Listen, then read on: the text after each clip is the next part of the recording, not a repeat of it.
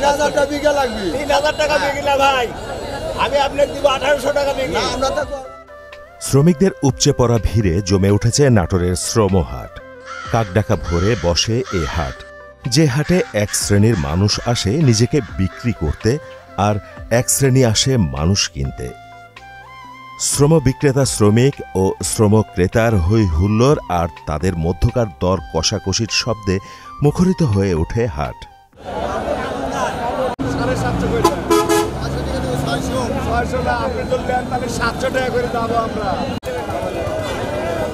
20 বছর ধরে নাটোর জেলার গুরুদাসপুর উপজেলার ধারা বারিশা ইউনিয়নে বনপাড়া হাটিকুমরুল মহাসড়ক সংলগ্ন নয়াবাজার এলাকায় বসে আসছে এই শ্রমিক হাট।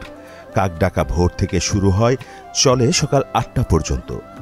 পার্শ্ববর্তী সিরাজগঞ্জ, পাবনা ও নিজ জেলার বিভিন্ন এলাকা থেকেও ট্রাক ও বিভিন্ন যানবাহন যোগে হাজার হাজার শ্রমজীবী নারী পুরুষ জমায়েত হন। চলে শ্রম ক্রেতা ও বিক্রেতার দর কষাকষি।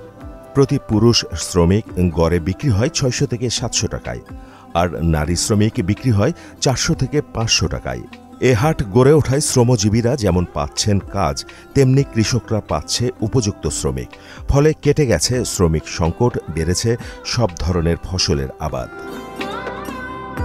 পুরুষ ও নারী শ্রমিকরা জানান, শ্রমের মূল্য বেড়েছে, কিন্তু বাজারে নিত্যপণ্য সহ সবকিছুর দাম ঊর্ধ্বগতি হওয়ায় সংসার চালানো দায়ী হয়ে পড়েছে।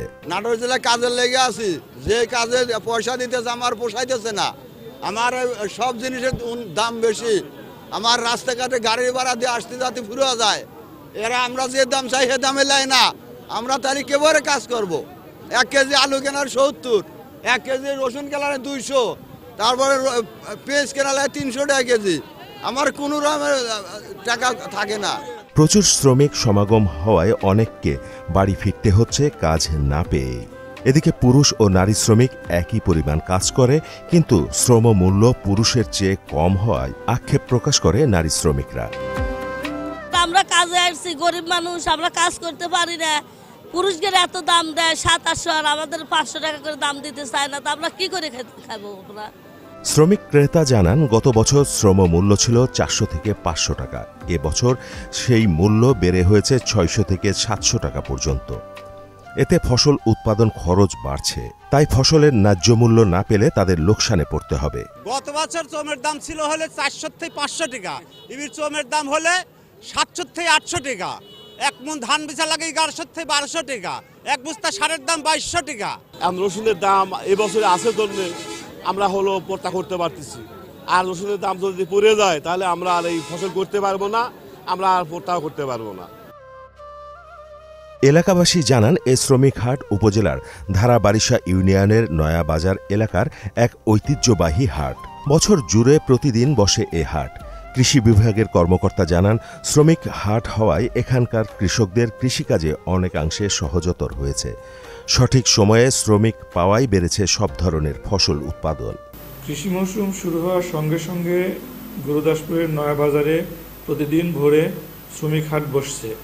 দেশের বিভিন্ন প্রান্ত থেকে আগত শ্রমিকগণ গুরুদাসপুরের অনেক কৃষকের সাথে যোগাযোগ করে তাদের কৃষি জমিতে কাজ করছেন। এতে কৃষকগণ সহজে শ্রমিক পাচ্ছেন এবং তাদের কৃষিকাজ অনেক সুন্দরভাবে সম্পন্ন করতে পারছেন। মাহমুদ হোসেন, মোহনা ডিজিটাল।